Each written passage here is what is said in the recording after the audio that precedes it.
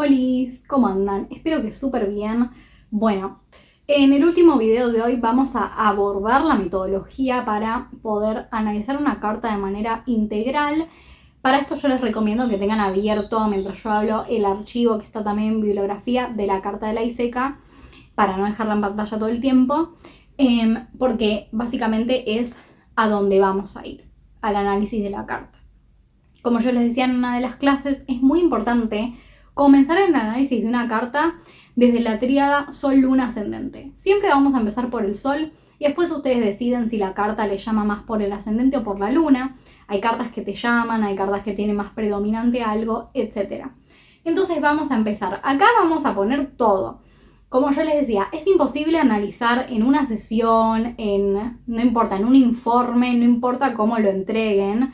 Es imposible analizar todo en una sola sesión. Nos vamos a enfocar en todo lo que es lo más importante y primordial de la carta. Todas las cartas son distintas, entonces hay cartas que te van a hablar de una profundidad o importancia en algunas cosas. Como ya venimos hablando hace rato de la carta de la ISECA, obvio no voy a profundizar en cosas que ya repetí, pero las vamos a mencionar y agregar información que nunca dijimos. Bueno, tenemos el Sol.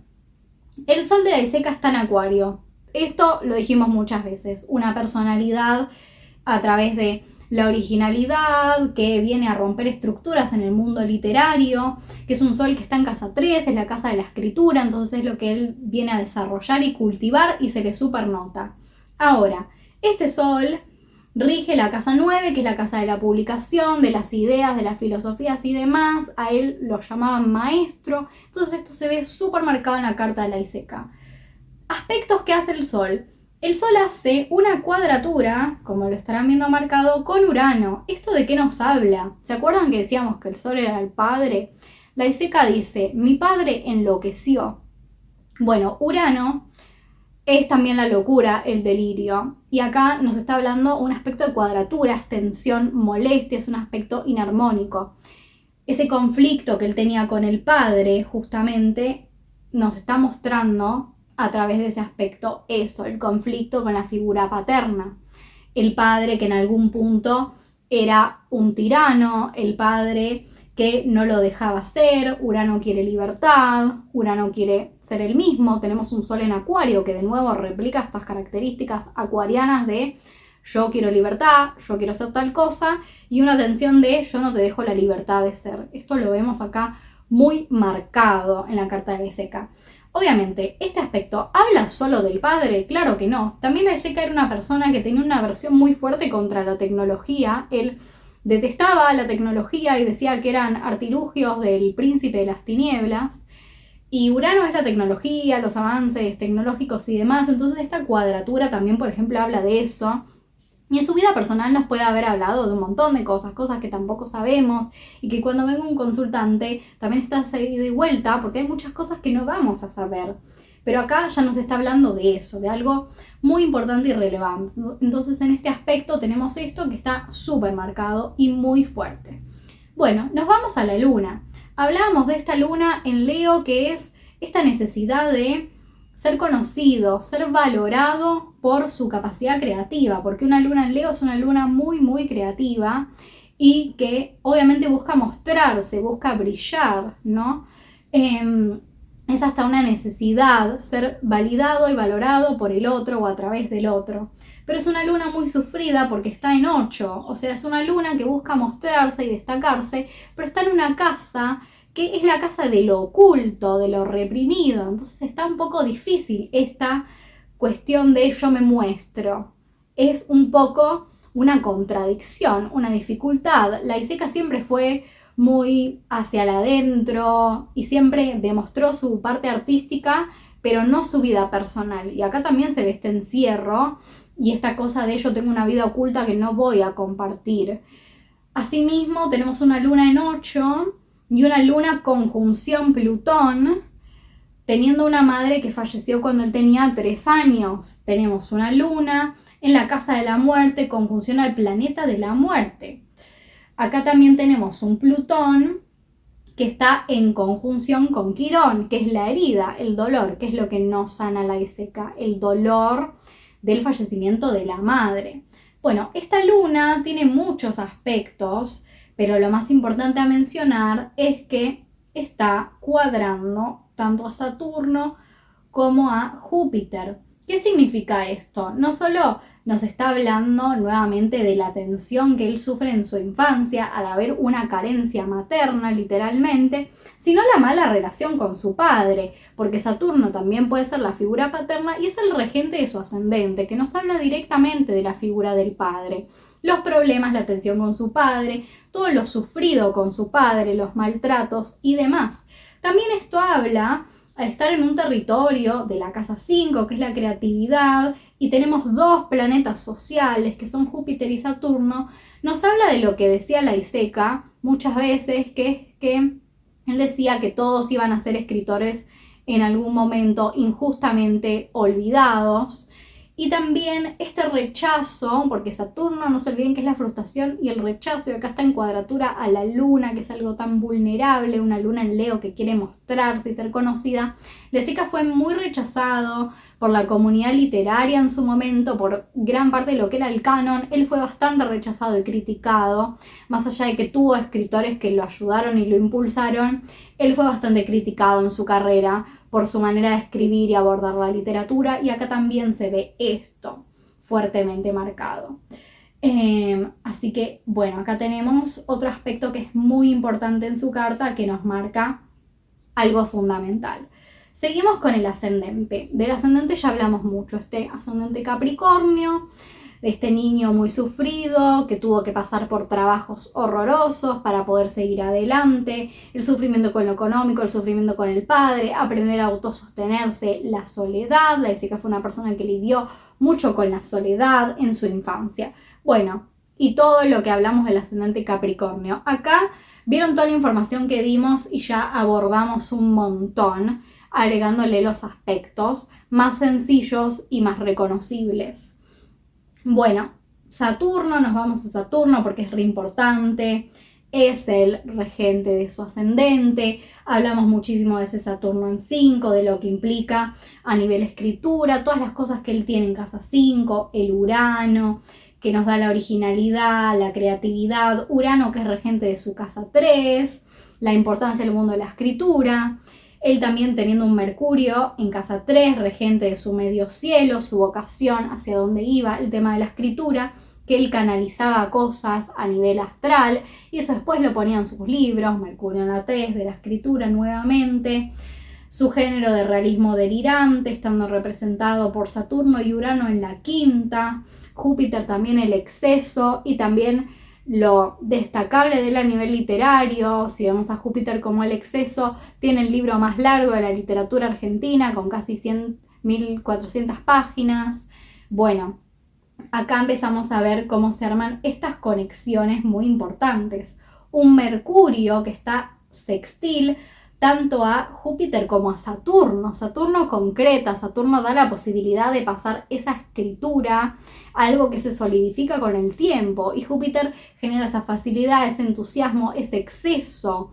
Laiseca escribió muchos libros que fueron efectivamente publicados, entonces acá nuevamente vemos cómo funciona ese Saturno y Júpiter juntos, funcionando positivamente con ese Mercurio.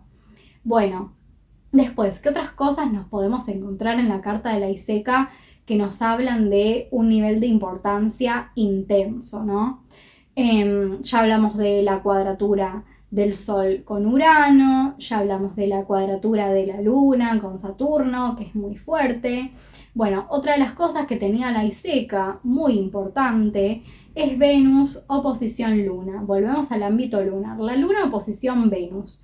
Y también es Plutón oposición Venus. Esto no solo habla de una herida y algo a resolver con lo femenino, obviamente de nuevo se remite a la pérdida de su madre, sino que también ese Venus oposición Plutón habla de algo que él muchas veces dijo, un Venus en casa 2, que valora a las mujeres, pero él lo que decía es, las mujeres me lastimaron mucho, Venus oposición Plutón, pero me han transformado, entonces yo estoy muy agradecido con ellas. Entonces ahí se ve como esa oposición, a pesar de estar la lastimadura, también está la transformación con Plutón. Y Venus oposición Luna la fragilidad de la parte femenina de su vida, ¿no? Lo importante que fueron los vínculos con las mujeres, pero también como la primera mujer de su vida fallece. Ahí tenemos algo muy importante y fundamental en lo que es la vida de la Iseca. Al mismo tiempo, tenemos Quirón, por ejemplo, que está sextil a su Neptuno, que su Neptuno está en la 10, entonces su profesión.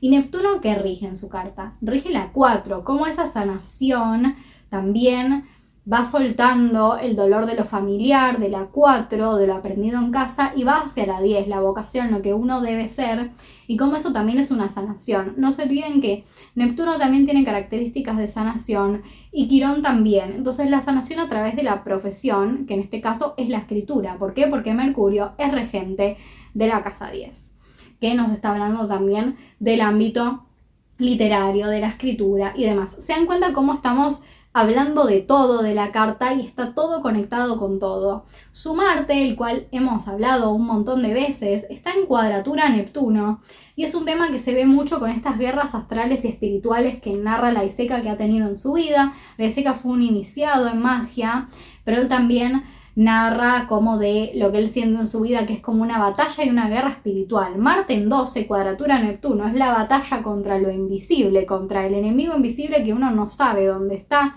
La Iseca también en su vida ha nombrado que él era una persona que tenía mucho miedo. Miedo, nos remitimos a energía capricorniana. Ascendente Capricornio es el miedo, la falta, la carencia. Y que por eso él se quiso inscribir para participar en la guerra de Vietnam y le mandó una carta al presidente de Estados Unidos para ir a la guerra de Vietnam. Nunca fue aceptado, nunca terminó yendo, pero de nuevo nos habla de este Marte en 12, cuadratura Neptuno. Necesito sacarme el miedo a través de una batalla, una guerra, que después en su vida lo procesó más bien como una guerra espiritual. Fíjense la posición del nodo, Neptuno conjunción nodo, la importancia de hacia dónde va uno en la vida. El nodo de la Iseca, el nodo norte, está en la casa 10 de nuevo, en la profesión. Entonces la importancia que tenía él en su vida, viendo la profesión como algo de valor. Venus le hace un trígono a ese nodo, entonces el valor que tenía para él el progresar en la vida a través de esa profesión que está definida por el regente de la 10, que es Mercurio. De nuevo nos remitimos al mundo de la escritura y lo literario. Bueno, podemos decir un montón de cosas más. Lo difícil que fue para la Iseca sostenerse económicamente, siendo Saturno regente de su 2. Y podemos hablar de un montón de otras cosas, pero ahí se dan cuenta cómo un poco empieza a salir sola la interpretación cuando empezamos a como combinar todo, digamos. Así es como se da la interpretación en astrología de manera integral. Todo empieza a combinar con todo y en algún punto se dan cuenta que todo está relacionado con todo. Justamente los aspectos relacionan toda la carta entre sí y ahí se dan cuenta lo importante que son los aspectos y la fuerza que da la carta y toda la interpretación que agrega más allá de encima toda la que ya había antes. Entonces, bueno, esto es el procedimiento. Bueno, ustedes dicen, bueno, es como que esto sigue un poco desordenado quizá. Un poco se tienen que guiar por lo que ustedes sienten, no hay una manera correcta de interpretar la carta. Sí hay que empezar por la tríada Sol, Luna, Ascendente, pero después ustedes se pueden mandar por cualquier lado. Pueden buscar en principio interpretar los planetas personales, ver sus aspectos, en qué casas están y después empezar a agregar otra información. La realidad es que al estar todo conectado por los aspectos, una cosa le lleva a la otra. La idea, no importa el orden, es integrar toda la información relevante que te da la carta, no importa el orden. Como les digo, yo puedo hablar antes o después de su Neptuno, del nodo, puedo hablar antes o después de las cosas presentes en 5 o de las cosas presentes en 8, mientras la interpretación esté completa y estemos abordando cada sector que nos marca una importancia, estamos dando y haciendo una interpretación completa. Ahora, yo me puse a hablar de que la casa 11 cae en Libra. No, porque no es relevante. ¿Hay algo ahí? No, no es relevante. Y hablar de las amistades de la Iseca no es hacia dónde nos está llevando la carta hacia dónde nos lleva, hacia la casa 3, la casa 5, la casa 8, y justamente es todo lo que le pasó a la Iseca, su trauma con la muerte de su madre, en la casa 5 su mundo creativo, su obra, la casa 3 con su mundo de la escritura. Entonces ya un poco que la carta misma te va llevando hacia dónde vos tenés que enfocar la interpretación. Entonces nada, ustedes tienen que entender que no es necesario ponernos a decir, bueno, la casa 2 cae en no sé dónde para brindar una interpretación. Nosotros tenemos que buscar una síntesis abordando todo lo más importante de la carta, obviamente sin dejarnos los elementos principales, solo luna, todos los planetas personales, los aspectos importantes a planetas personales y demás cosas. Entonces nada, yo también como anexado a esto les voy a dejar una interpretación escrita que yo hice sobre la carta natal de la ISECA porque también les puede ayudar a integrar todo lo que terminamos hablando acá. Y bueno, esto es un trabajo que a ustedes ahora les toca, es como que yo les di la semillita del conocimiento y ahora les toca a ustedes cultivarla, primero sobre sus propias cartas. Eso primero principal, en principio sobre sus propias cartas, para ustedes poder comprender y conocerse astrológicamente y después empezar con la carta de otros. Así que espero que esto les haya servido un montón. Gracias por escuchar, por estar acá. Espero realmente que mis clases les hayan generado un interés todavía mayor por astrología y que no se hayan cansado ni dicho, bueno, no, quizá no es para mí la astrología. Espero que esto les haya generado un interés aún mayor y cualquier duda saben que tienen mi contacto a disposición para cualquier pregunta. Yo les mando audios, videos o lo que sea necesario para resolver cualquier pregunta y de ser necesario también, en caso de que hayan dudas generales o algún tema que quizá es mejor explicar de nuevo o no sé, volver a subir algún tema o lo que sea, también puedo subir acá lo que sea necesario, el material que precisen, así que nada, saben que tienen eso a su disposición. Bueno, nuevamente espero que estas clases les hayan sido de ayuda y claro, ustedes dicen, bueno, esta chica tiene una rapidez a la hora de ver las cosas, ustedes también van a llegar a ese punto si siguen practicando, no se preocupen que es práctica en astrología, como cualquier cosa que uno aprende es práctica. Así que no se preocupen si ustedes dicen, bueno, los aspectos no los entiendo, los veo lento, no los encuentro. Vayan de a poco, tienen las clases para verlas cuando quieren, lean los libros con tranquilidad, vean sus cartas, busquen los aspectos en sus cartas, miren los softwares, etc. Y de a poco todo el conocimiento se va integrando. La integración del conocimiento no es inmediato, la comprensión puede ser inmediata, pero después el aplicarlo no es inmediato. Así que sean pacientes con el conocimiento de la astrología, no es algo tan sencillo como hacer una receta de cocina, quizá tampoco es tan sencillo, pero no es algo automático y súper sencillo como a veces te lo muestran en las redes. Implica conocimiento, implica paciencia, sentarse, ver, empezar a ver todas las posibilidades, todas las conexiones que hay, hasta que uno termina entretejiendo lo que es el todo. ¿Qué es lo más difícil? Llegar a una interpretación integral es lo más difícil, porque desmembrada al principio se puede hacer siempre, con la ayuda de los libros, el marco teórico, videos de YouTube, conferencias. El tema es llegar a ese todo y poder interpretarlo. Por eso me parece siempre que es importante el tema de los ejemplos y le puse tanto hincapié a tener una carta guía, que eso en astrología siempre se hace igual, tener una carta guía que es la de siempre para, tener un borde en el momento del aprendizaje. Así que bueno, espero que realmente les haya servido y ya saben, cualquier duda se contactan conmigo y nada, espero verlos en el módulo 2 también para seguir con esta travesía astrológica. Así que nada, muchas gracias por estar y ojalá sigan con el mundo de la astrología y nos vemos alguna otra vez.